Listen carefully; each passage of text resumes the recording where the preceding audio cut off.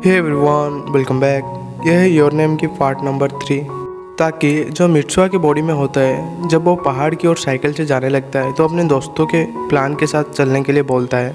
और यह next scene में हम देखते हैं कि ताकि के शरीर में मित्सुआ उठती है और वो कहती है क्या मैं फिर से ताकि बन गई। और उसके बाद जब वो बाहर जाती है तो उसे दिखती है उसका पूरा टाउन तबाह हो गया होता है।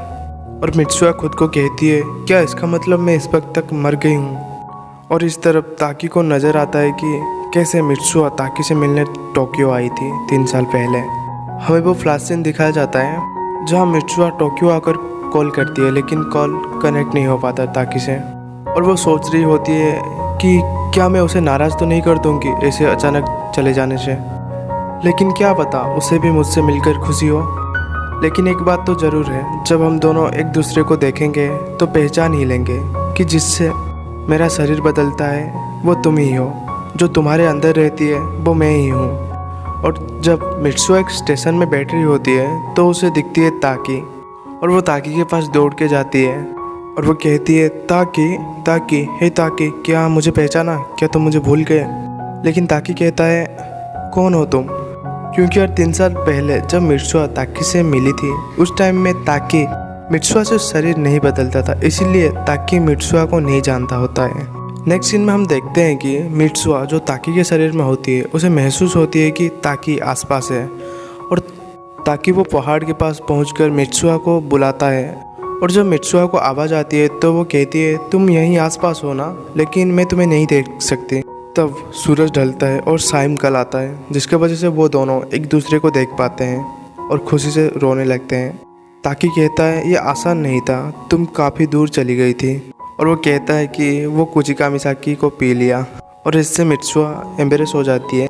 तभी मित्सुआ को ताकि के वही अजीब हरकत के बारे में याद आती है और वो डांट लगाती है और ताकि इसके लिए सॉरी कहता है। तभी मित्सुआ वही धागे को देखती है और ताकि कहता है ये वही धागा है, मैंने 3 साल तक संभाल के रखा है। तुम मुझसे तब मिलने आई थी जब मैं तुम्हें जानता ही नहीं था। और तभी वो आसमान में वही धूमकेतु देखते हैं। ताकि तब कहता है इससे पहले कि हम एक दूसरे का नाम भूल जाए, नाम हाथ में लिख लेते हैं। जब ताकि मित्सुआ के हाथ में लिख लेता है और उसके बाद मित्सुआ ताकि के हाथ में नाम लिखने वाली होती है, तभी पेन नीचे गिर जाता है और हम देखते हैं कि सूरज ढल गया होता है और वो दोनों अपनी अपनी शरीर में अपनी अपनी समय रेखा में पहुंच गए होते हैं। ताकि तब कहता है हे मित्सुआ, मुझे कुछ कहना था, चाहे तुम कहीं भी रहो मैं तुम्हें ढूंढ निकालूंगा, तुम्हारा नाम है मित्सुआ। और जब वो नाम लिखने लगता है उसे नाम याद नहीं आता, वो खुद को पूछता है। नेक्स्ट सीन में हम देखते हैं कि मित्सुआ जा रही होती है और वो कहती है तुम चिंता मत करो, मैं तुम्हें नहीं भूलूंगी, तुम्हारा नाम है ताकि। जब मित्सुआ एंड तेसी डायनामाइट विस्फोट कर देते हैं तो साइका अनाउंस करती है कि जंगल में आग लग गई, इसलिए सब टाउन खाली करके स्कूल में ग्राउंड में जाए। और यहाँ मित्सुआ एंड तेसी सभी को निकालने की कोशिश करते हैं, लेकिन कोई भी नहीं जाता। तभी मित्सुआ कहती है मुझे याद नहीं आ रही है उसका नाम क्या था। तेसी तभी मित्सुआ से कहता है कि जाओ तुम तुम्हारे पापा से कहो सभी को यहाँ से निकालने के लिए। जब मेयर एंड उनके टीम को ये अनाउंसमेंट के बारे में पता चलता है तो वो साइका को पकड़ लेते हैं। और जब मित्सुआ जा रही होती है तब वो नीचे गिर जाती है और वो तभी अपने हाथ को देखती है जिसमें लिखा होता है आई लव यू। और वो कहती है इससे मुझे तुम्हारा नाम याद नहीं आएगा बुद्धू। उसके बाद वो अपने पापा के पास पहुँचती है और यहाँ इस तरफ सारी दुनिया वही धूमकेतु को देख रहे होते हैं जहाँ न्यूज़ में कहा जा रहा होता है वही धूमकेतु का एक हिस्सा किसी छोटी सी जगह में गिरने वाला है, लेकिन उसी जगह का पता अब तक नहीं चल पा रहा है।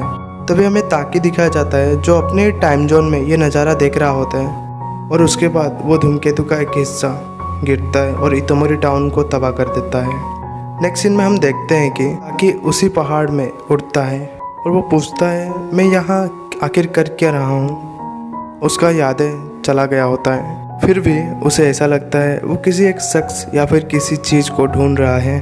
उसके बाद जब वो इंटरव्यू दे के आता है वो मिस ओकुतेरा के साथ वॉक में जाता है। मिस ओकुतेरा कहती है हम लोग एक बार इतोमोरी गए थे, क्या तुम्हें याद है, जहाँ पर तुम हमें बिना कुछ कहे कहीं पर चले गए थे। ताकि कहता है हाँ 5 साल हो गए। मिस ओकुतेरा कहती है समय के साथ यादें धुंधली हो जाती है। ताकि कहता है वैसे मैं भी अब काफ़ी कुछ भूल सा गया हूँ, शायद हमारे बीच कोई अनबन हुई थी और आप दोनों मेरे बिना ही टोक्यो वापस आ गए। मैंने पूरी रात पहाड़ में ही बिताई थी, मुझे बस इतना ही याद है। और वो कहता है, लेकिन न जाने क्यों वो धूमकेतु वाली घटना से मुझे कुछ ज़्यादा ही दिलचस्प थी।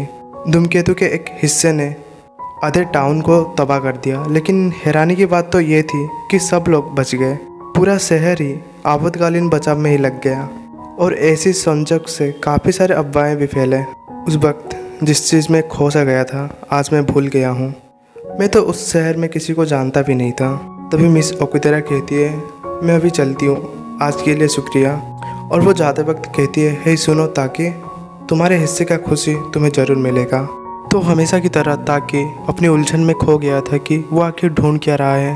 तभी ताकि मेट्रो से जा रहा होता है, तभी उसे दिखता है मित्सुआ और मित्सुआ को ताकि, और वो कहता है, मैं हमेशा से ढूंढ रहा था जिसे।